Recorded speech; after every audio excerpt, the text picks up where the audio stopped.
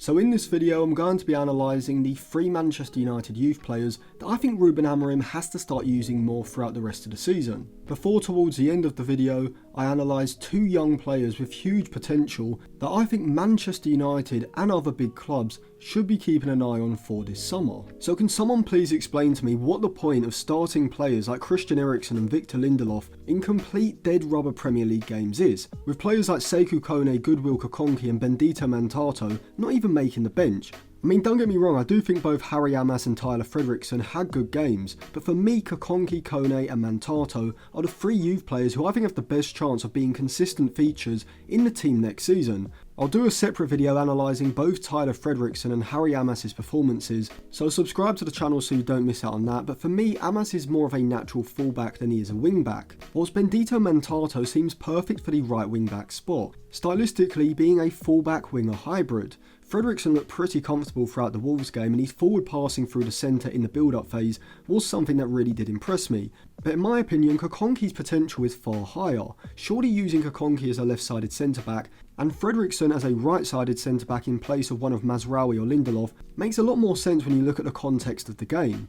But before I carry on with the analysis, if you want to check out any cheap, good quality football jerseys, go over to jerseyfifa.co. They've got a variety of different current season and retro jerseys, with Manchester United shirts going all the way back to the early 90s. They've got the Italian, French, Spanish and the German retro shirts as well as international shirts alongside that. And if you use code Atlantis at checkout, you will get a 10% discount, so I'll leave it linked in the description and in the comments section below. But at least Amorim did use one young player in the back 3. However, using Christian Eriksen over Seiku Kone at this point to me is inexcusable. I mean, we've done this before where we've had talented young players like Maxi Oyedele and Alvaro Fernandez. The manager doesn't seem to rate them or give them any game time at all, and so people say, well, the manager sees them train, so he obviously knows more than you, which in Ten Hag's case turned out to be complete nonsense. Oyedele was clearly a better player and had higher potential than Collier, whilst Alvaro Fernandez clearly should have been the player we were using at left back, considering the only other options were Shaw and Malacia. And I really can't work it out because stylistically both Kakoni and Kone are absolutely perfect for the roles they would be playing in Amorim's 3-4-3, both in and out of possession. In those wide centre-back roles you essentially want a hybrid between a centre-back and a full-back, and Kakoni is exactly that, having played in both positions in the youth setup. Physicality, check.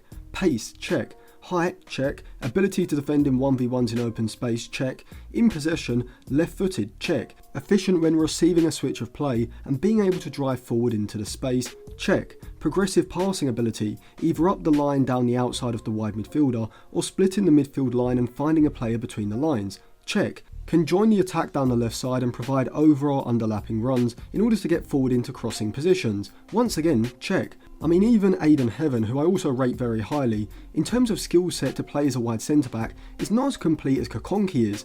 I mean, from the eye test, despite being so big for his age, Kakoni has an incredibly fluid technique, not clunky in the slightest. And I am actually shocked that firstly, Amorim hasn't given him any senior minutes in the last few months, and number 2, the fanbase don't seem to rate Kakoni that highly. To me, Kakoni has elite level potential, one of the most promising players in the whole youth system. I'm not saying that either Aiden Heaven or Tyler Fredrickson aren't good enough to make it at United long term. I think Heaven should, or maybe I should say could, be a consistent feature in the United squad over the next few seasons. I just rate Kakoni extremely highly, and I'm surprised others don't. And the same goes for Seiku Kone. What would you want from a central midfielder playing in the double pivot in Amorim's 3-4-3? Athleticism and the acceleration to cover ground quickly, Seiku Kone's got that. The ability to read the game and anticipate to move quickly in order to make interceptions when the opposition look to play a pass through the centre, he's got that as well. Press resistant when receiving the ball under pressure with his back to goal, definitely has that. The incisive passing ability to thread balls through the centre of the pitch, check, he's got that. Tenacity, aggression and tackling technique to break up the play, check. Ball carrying ability to be able to turn and drive forward into open space, check again. Like Kakoni, I think Kone has a complete skill set with very few weaknesses in his game. And so for me, surely with the Premier League being completely done, Amorim has to be playing these 2 consistently for the rest of the season, which firstly is going to allow them to develop significantly just from playing 5 or 6 senior games in the Premier League, But maybe even more importantly, it's going to allow us to gauge how good they actually are and what they can offer us next season. If Kone and Kakoni don't get sufficient game time from now to the end of the season, we are going to have to rely on pre-season games in order to assess them for next season. It just seems like a wasted opportunity. Now in regards to Benito Manato, potential wise I don't rate him as highly as the other two, but I still think if he is developed right, which includes giving him game time, he could be a significant feature in Amorim's squad over the next few seasons. I think stylistically he suits playing as a right wing back far more than Dogu, despite both being left footed.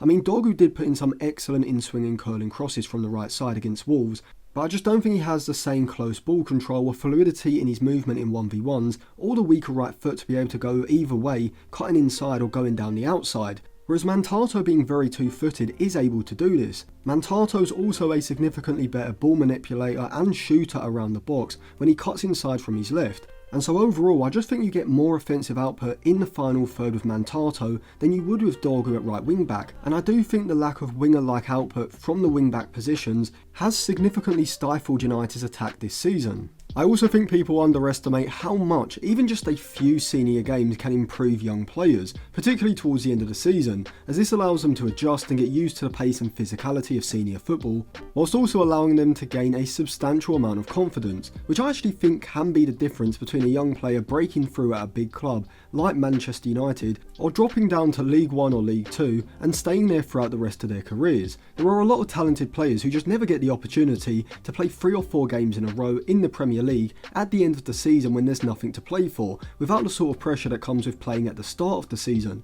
And so the fact that Ruben Amorim isn't aggressively trying to give these 3 players as much game time as possible in the Premier League is starting to concern me. But now I've covered some of United's young players, let's move on to the scouting part of the video, where I give some short analysis on 2 young players who Manchester United and other big clubs should be keeping tabs on. But before I do, a quick reminder, I do have a Patreon. You can read my articles on niche and interesting topics, and you can also get access to my in-game Instagram group chat. You can get a 7-day free trial to read my articles, so I'll leave it linked in the description, comment section, above and on the end screen after the video. So because most of the video was centred around a left-sided centre-back in Goodwill Kakoni and an all-action central midfielder in Seiku Kone, I'll be analysing players who also suit those roles. We'll start off with the left-sided centre-back, and someone who is just beginning to gain some hype, and that is Dynamo Kiev's 19-year-old left-sided centre-back Tus McCaffo. See, from the eye test, you can see why McCaffo is rated so highly, as like Kakoni, I think he has all the attributes to be an elite level left-sided centre-back. Defensively, he's very similar to Lisandro Martinez in the fact that he's very aggressive in the tackle, having that sort of South American defending style where he doesn't hesitate to move out quickly to apply pressure or get close as possible to the player with the ball in order to either put in a firm tackle or make a block. But what I really like about Tus McCaffo is how complete he is as a defender, perfectly suited to that wide centre-back role. Like Martinez, McCaffo is a very assertive front foot defender, not afraid to step out quickly onto a player receiving the ball with his back to goal, relishing the physical duels. But unlike Lisandro Martinez, he also has the recovery pace to play in a high line, shifting out into the channels to defend in 1v1s. Aerially, whilst on first glance he doesn't look as tall or dominant as Kakoni, he's very good in the air, being highly competent when defending aerial duels inside his own box or when trying to win a long ball, whilst also being a threat in the opposition's box as well. But is in possession when McCaffo comes into his own. I spoke earlier on about how efficient Kakoni is when he receives the ball from the opposite side and there's space to take advantage of ahead, and I would say that McCaffo may be even better in this regard, being very good at quickly getting the ball out of his feet and having an excellent passing range, either threading midfield splitting passes through the centre or looking for more direct, flatter long passes into the forward line or just to switch play out to the flanks. McCaffo would be perfect to play on the left side of a back three in possession because his technique, ball carrying ability and passing make him the sort of centre-back who could almost become a deeper line playmaker in possession. Now I have looked around and I haven't seen any concrete numbers being reported as to what Dynamo Kiev's asking price would be, but considering they have sold centre-backs like Dragovic, Sabani and a left-back in Mikolenko for around 16 to 18 million pounds, I think that's probably around the range that Dynamo Kiev will eventually sell him for, considering he does have a contract until 2028. Now United do have Aiden Heaven and Kakoni as left-sided centre-back options, So I don't think you'd have McCaffo at the top of the list for the summer transfers, but if United could negotiate a fee between 10 to 14 million pounds, including maybe sending him back on loan to Dynamo Kiev for 1 or 2 seasons, I think that's a very good deal, because I think in 2 or 3 years time, McCaffo is probably going to be worth between 40 to 50 million pounds, and regarded as one of the most promising young left-sided centre-backs in world football.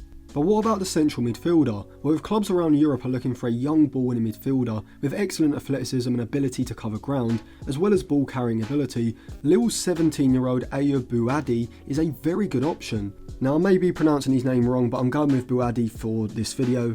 But when watching him play, one thing you will notice is that despite his rather languid appearance being quite tall, he is deceptively quick across the ground, allowing him to play the role of a firefighter in midfield, shuttling across to assertively engage attacking players, and for his age, he is exceptional when it comes to his ability to win 50-50s and lose balls, whether this is in the form of aerial duels, bouncing balls in the centre, or when having to actively engage a player in a 1v1. Defensively, Bouaddi, like Seiku Kone, is already a player that I think could hold his own in the Premier League, as he has already shown his ability in the Champions League against the likes of Real Madrid, Juventus and Borussia Dortmund. And stylistically, I would actually compare Bouaddi to Kante, in the sense that defensively, he really is quite unique in his ability to cover ground quickly, consistently break up play throughout a match, but in possession, whilst he doesn't have the same sort of incisive passing ability as someone like Seiku Kone, who I think is more of a deeper line playmaker, Bouaddi's tall stature, upper body strength, close ball control, athleticism and turn of pace allows him to be a significant ball carrying threat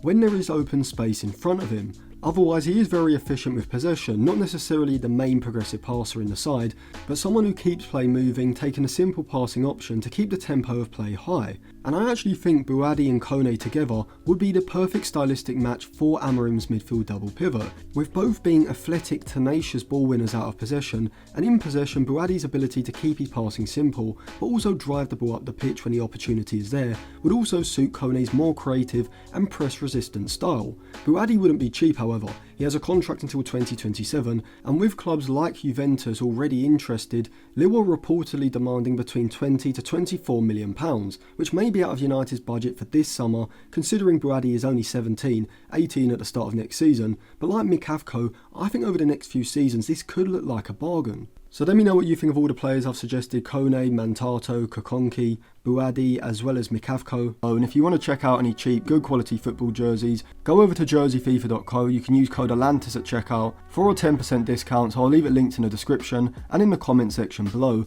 And if you want to sign up for my in-game Instagram group chat or read some of my articles, I'll leave my Patreon linked on the end screen now as well.